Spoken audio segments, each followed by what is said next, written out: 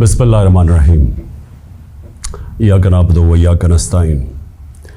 आज मैंने अपनी कौम से बात करने की इसलिए ज़रूरत समझी क्योंकि अभी एक हमारी असेंबली के अंदर एक मिनी बजट आया है, और ये जो मिनी बजट है इससे एक अवाम के ऊपर एक पूरा एक मज़ीद और महंगाई का बोझ पड़ने लगा है।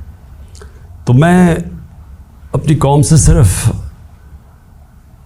क्योंकि मैं बड़ी देर से आपसे बातें करता रहा हूँ, मैं सिर्फ आज इसलिए बात कर रहा हूँ कि देखें ये जो हो रहा है ना पाकिस्तान से, ये होना ही था। जब हमारी हुकूमत हटाई गई तो मैं तब से कह रहा हूँ कि मुल्क के मसलों का हल सिर्फ एक है, वो इलेक्शंस करवाएं और आवाम के मैंडेट से एक हुकूमत लेके आएं, जो हुकूमत फिर वो फैसले करे मुल्क के लिए जो मुश्किल फ़ैसले हैं, लेकिन क्योंकि आवाम के मैंडेट से वो हुकूमत आई होगी वो फैसले कर सकेगी। और मैं तब से कह रहा हूँ कि इलेक्शन के अलावा पाकिस्तान के मसले मसाइल का कोई हल नहीं। हमारी जब हुकूमत जो साजिश हुई और जब गिराई गई तो मैंने ये एक चीज़ बार बार कही कि जो नई हुकूमत आएगी उससे ये मुल्क संभाला नहीं जाएगा। जो वो आज कहते हैं, जो साहब के जनाब इमरान खान मुल्क बर्बाद करने लगा था, उसको भी बताया कि देखें अगर आपने इस वक्त सियासी इस्तेकाम ना कायम किया, यानी कि अगर पॉलिटिकल इंस्टेबिलिटी आती है तो ये जो आपने चोरों का पलंदा जो इकट्ठा करके हमारे ऊपर मुसल्लत करने लगे हैं, ये नहीं संभाल सकेंगे। तो आज ये जो मिनी बजट है, ये ज़रा पूरी कहानी देखें कि 10-11 महीने में पाकिस्तान किधर से किधर पहुंच गया। और मैं आज ये पहले बजट के ऊपर अपना छोटा सा तबसरा करके मैं आज ये कहना चाहता हूँ कि ये रुकना नहीं लगे। ये हम अगर IMF की बातचीत मान भी गए, ये अभी यहाँ रुकने नहीं लगा। हमारे मुल्क का जो तेज़ी से हम दलदल में फंसे हुए हैं और फंसते जा रहे हैं। देखें, जब इनकी हुकूमत आई तो सबसे पहले दुनिया पाकिस्तान को कैसे देखती थी। हमारा जो जिसको कहते हैं एक डिफ़ॉल्ट रिस्क रेशो, कि एक मुल्क ने जो कर्ज़े लिए हुए हैं वो क्या चांस है वो कर्ज़े का डिफ़ॉल्ट करने का, वो 5% था। आज मुल्क के हालात ये हैं कि जो लेटेस्ट जो इंटरनेशनल क्रेडिट एजेंसी जो बताती है कि पाकिस्तान के माशी हालात क्या हैं, उसमें फिच एक एजेंसी है, उसने CCC- कर दिया पाकिस्तान को। यानी हम अब वो श्रीलंका की स्टेज के ऊपर पहुंच गए हैं कि दुनिया हमें वो देख रही है, वो मुल्क जो कि अब एक बास्केट केस बन गया, यानी वो डिफ़ॉल्ट के उतना करीब पहुंच गया कि किसी बाहर के मुल्क ने इस मुल्क को कर्ज़े भी नहीं देने, कमर्शियल बैंक्स ने कर्ज़े नहीं देने, कोई इन्वेस्टमेंट नहीं पाकिस्तान में आनी। तो जो आज हालात हैं इसके अंदर अगर हम ये समझ रहे हैं कि IMF के हम ये बातचीत मान जाएंगे उससे मुल्क ठीक हो जाएगा, इस खुशफहमी में कोई ना रहे, क्योंकि जो मुश्किल हालात अब ये मज़ीद और बिगड़ेंगे। तो मैं पहले अपनी कौम को सिर्फ याद कराना चाहता हूँ कि जब हमारी हुकूमत हटाई गई थी और आज आम आदमी की ज़िंदगी में क्या फ़र्क पड़ा है। मैं मुखातिब हूँ अपनी आम आवाम से, अपनी मिडिल क्लास से, सैलरीड क्लास जो तनख्वाहदार तबका है, वो आज किस मुश्किलात से गुज़र रहा है। मैं वो लग्जरी आइटम्स की नहीं बात कर रहा कि बड़ी बड़ी गाड़ियों की, इम्पोर्टेड चीज़ की, और वो जो हमारी पैसे वाले लोग चीज़ें लेते हैं उसकी महंगाई की बात नहीं कर रहा। मैं बात कर रहा हूँ जो सारी जो ख़वातीन आज मेरा ये सुन रही हैं, जिनको अपने खाने पीने की चीज़ें जो उनको चाहिए होती है अपने ख़ानदान को, सही बच्चों को सही खाना खिलाने के लिए, मैं उनकी बात कर रहा हूँ कि उनके ऊपर आज क्या गुजर रही है। ज़रा ये देख लें। जब ये सारों ने मिल के, ये जो आज PDM के लोग हैं, ये सारे कहते थे जी महंगाई हो गई, महंगाई मार्च करो, 4 रुपये हमने वो पेट्रोल की कीमत ऊपर की तो कहा कि पेट्रोल बम गिर गया है। तो उन्होंने एक दफ़ा वो फजल रहमान आ गया था महंगाई मार्च करके, दूसरी तरफ वो काम पे टांगने वाले वो बिलावल आ गया था। اس کے بعد ایک 2 دفعہ فضل الرحمان، اور اس کے بعد یہ مریم نے کوئی راستے میں رہ گئی تھی، اس کی بھی لانگ مارچ. لیکن سب کا ایک کہہ رہے تھے کہ مہنگائی سے لوگ تباہ ہو گئے. تو آج اللہ کیونکہ الحق ہے، سچ کا خدا ہے، اس کی وعدہ ہے کہ وہ سچ سامنے لے آئے گا. ذرا آج قوم کو بتانا چاہتا ہوں کہ آج آٹا ہمارے دور میں 60 روپے کلو تھا، آج 135 روپے کلو پہنچ گیا ہے. جو عام آدمی کھانے کی اس کی پینے کی چیز ہے. جو گھی ہے وہ 380 ارب تھا، آج 600 ارب کے جی پہنچ گیا ہے. جو چکن عام آدمی کی، جو خاص طور پہ کبھی کبھی اپنے بچوں کو وہ چکن کھلاتے ہیں، وہ 335 روپے کے جی سے 700 روپے کے جی پہ پہنچ گیا. جو دالیں ہیں، جو عام آدمی گھروں میں، عام آدمی کی تو دال روٹی، پیاز کی قیمت دگنی سے بھی زیادہ ہو گئی ہے. دالیں گئی ہیں 250 روپے کے جی سے 400 روپے. اور اب کسان، دیکھیں ہمیں جب تک کسان کو نہیں اٹھاتے، اور جو ہم نے پوری کوشش کی اٹھانے کی، اور ماشاءاللہ ہمارے دور پہ آخری 2 سال میں کسانوں کے پاس ریکارڈ پیسہ آیا. ہم نے ان کو ٹائم پہ جو گنے کی فصل کٹتی تھی، شوگر مل سے ٹائم پہ پیسہ لے کے دیا، پوری قیمت لے کے دی، کٹوتی ختم کی، ٹائم پہ پیسہ ملون اور اپنی زمینوں پہ لگایا. ریکارڈ 4 فصلوں کی ریکارڈ پروڈکشن 2 سال ہوئی ہماری، یعنی بمپر کراپس ہوئی.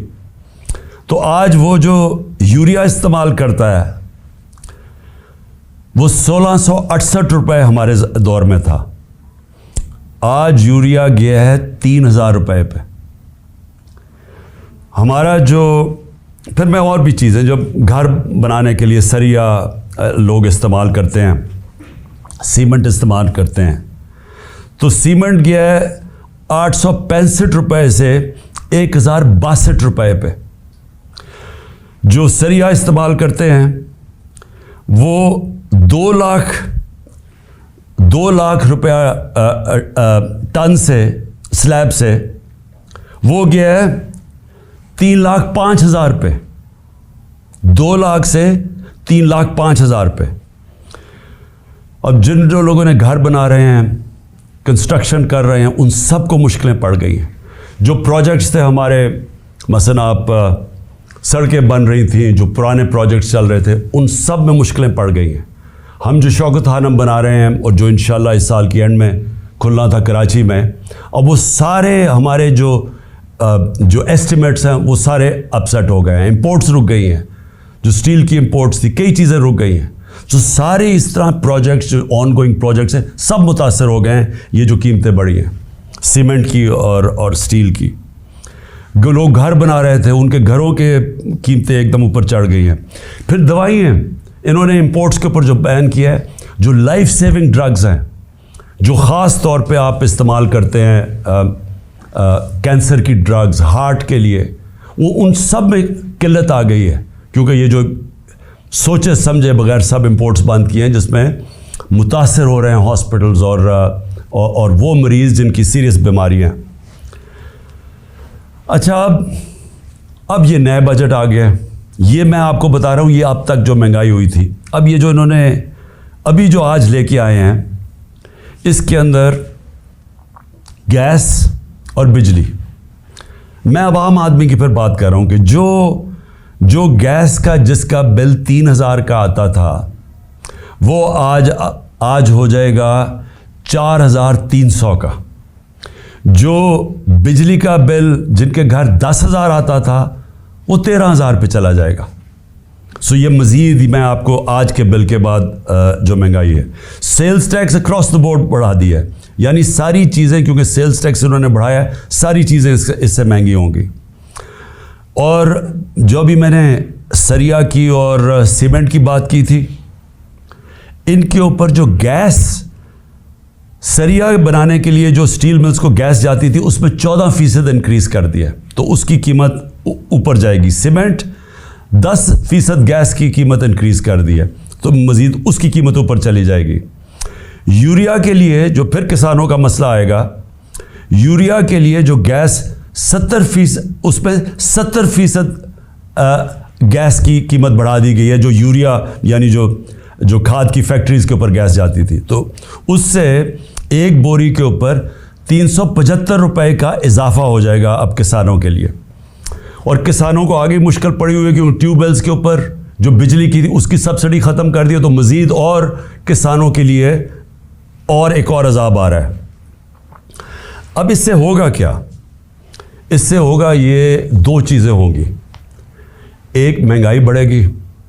مہنگائی آ گئی 50 سال میں پاکستان کی تاریخ کی سب سے زیادہ مہنگائی ہے.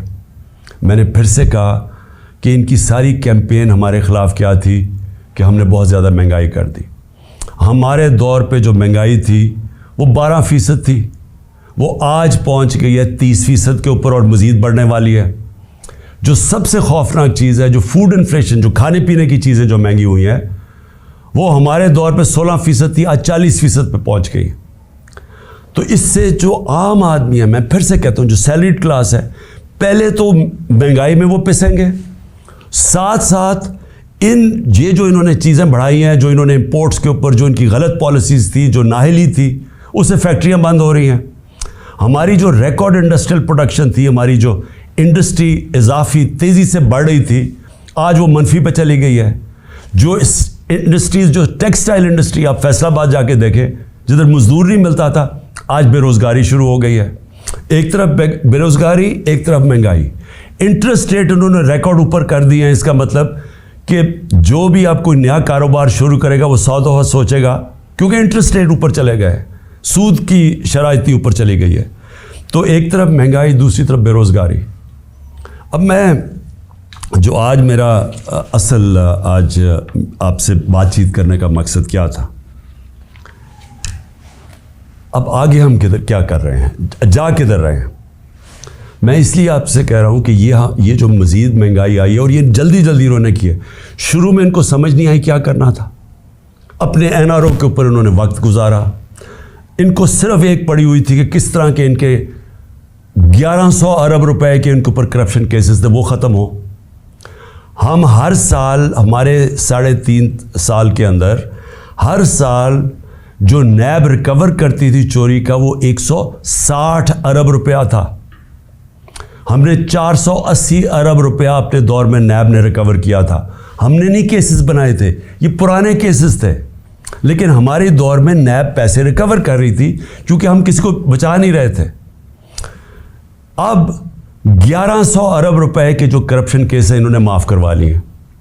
تو ایک طرف قوم کی کمر توڑ دی ہے مہنگائی اور بے روزگاری سے، دوسری طرف انہوں نے اپنے کرپشن کے کیسز معاف کروا لیے، اور تیسری طرف روپیہ ڈالر کے بنسبت 90 روپیہ گرا ہے. کہ کبھی پاکستان کی تاریخ میں اتنا زیادہ ڈالر مہنگا نہیں ہوا اور اتنی تیزی سے روپیہ گرا نہیں ہے. تو قوم کے لیے تو کیا ہوا اس سے؟ اگر آپ کی 30,000 روپیہ تنخواہ تھی، آج صرف وہ 20,000 روپے کی 30,000 روپے کی تنخواہ 20,000 کی چیزیں خرید سکتی ہے. آج جو ڈی ویلیویشن ہوئی ہے، ساری قوم کا جو جیسے کہتے ہیں نا جی ڈی پی، کیونکہ جی ڈی پی ڈالر سے میجر ہوتی ہے تو پر کیپٹا انکم ڈالر سے میجر ہوتی ہے، وہ ساری نیچے آ گئی ہے. ان کے ہوتے ہوئے جب تقریباً 90 باہر مارکیٹ میں جاؤ تو وہ 100 روپیہ کا بھی سے زیادہ ڈالر مہنگا ہو چکا ہے. تو جب کہ ایک قوم کی دولت میں کمی ہوئی ہے، یہ جو سارے 30 سال سے ملک کا پیسہ چوری کر کے، منی لانڈرنگ کر کے باہر لے کے گئے ہیں، ان کے ایون سیل اپارٹمنٹ اور ان کے مے فیئر میں اور بڑی بڑی گاڑیاں اور ون ہائٹ پارک اور یہ جو باہر ہوٹل خریدے ہوئے ہیں اور انہوں نے بے نامی چیزیں خریدی ہوئی ہیں، باہر بینکوں میں آف شور اکاؤنٹس میں پیسے رکھے ہوئے ہیں.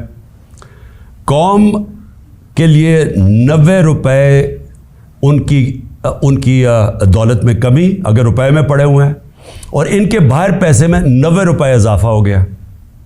پاکستان کے مقابلے میں ان کے پیسے میں 90 روپے زیادہ امیر ہو گئے ہیں.